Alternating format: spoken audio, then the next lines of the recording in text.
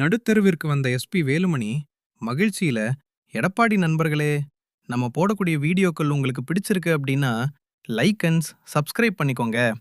அதிமுகவை பொறுத்த வரைக்கும் எடப்பாடி பழனிசாமி அவர்களுக்கு இன்றைய தினம் மிக மிக ஒரு மகிழ்ச்சியான செய்தி என்பது காதுகளிலே சொல்லப்பட்டிருக்கிறது.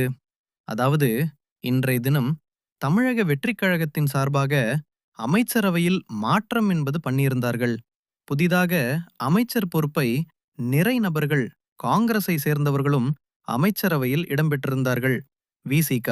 அதேபோல முஸ்லிம் லீக் கட்சிகளை பொறுத்தவரைக்கும் நாளை நாளை மறுதினம் அமைச்சரவையில் பதவியேற்பதற்கு வாய்ப்புகள் என்பது இருக்கிறது. ஆனால் அதிமுகவில் இருக்கக்கூடிய எந்த ஒரு நபருக்கும் அமைச்சர் பொறுப்பு இதுவரைக்கும் கொடுக்காததுதான் நமது வேலுமணியை நடுத்தெருவிலேயே விட்டுவிட்டாரா விஜய் அவர்கள் அப்படின்னு சொல்லி தற்போது இணையதளங்களில் செய்திகள் என்பது உலா வந்து கொண்டிருக்கிறது. அரசனை நம்பி புருஷனை கைவிட்ட கதையாக போய்விட்டது. தற்போது எடப்பாடி பழப்பாடி பழனிசாமி எதிர்த்து விஜய் நம்பி விஜய்வுக்கு ஆதரவை கொடுத்தார் நமது எஸ்பி வேலுமணி. சி.வி. சண்முகம் தரப்பு அந்த ஆதரவை கொடுத்தது தவறு கிடையாது. ஆனால் அந்த ஆதரவுக்கு பின்புலத்திலே பதவி என்பது கிடைக்கும் என்ற ஒரு ஆசையும் இருந்தது. அந்த ஆசையை பொறுத்தவரைக்கும் எப்படியும் அமைச்சர் பொறுப்பு கிடைத்துவிடும். 5 அமைச்சர் பொறுப்பு கிடைக்கும். 8 பதவிகள் கேட்டிருக்கிறோம். 5வது கண்டிப்பாக கிடைக்கும் எனதால் நமது எஸ்பி வேலுமணி சி.பி. சண்முகம் தரப்பு நினைச்சுக்கிட்டு இருந்தாங்க.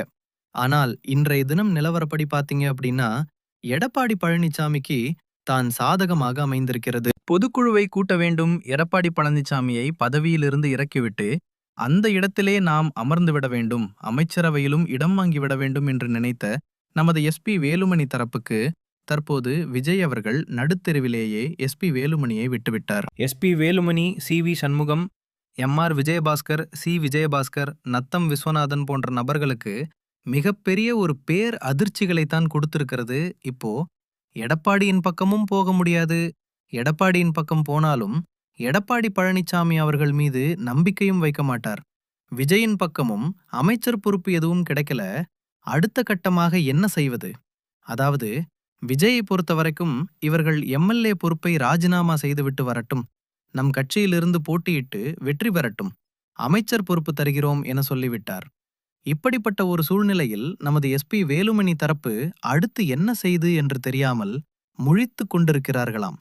எடப்பாடி பழனிசாமியை பொறுத்தவரைக்கும் இதுவும் எடப்பாடிக்கு வெற்றிகளாகத்தான் அமைந்திருக்கிறது. ஓகே காய்ஸ், வீடியோ பிடித்திருந்தால் மறக்காமல் லைக் அண்ட் சப்ஸ்கிரைப்.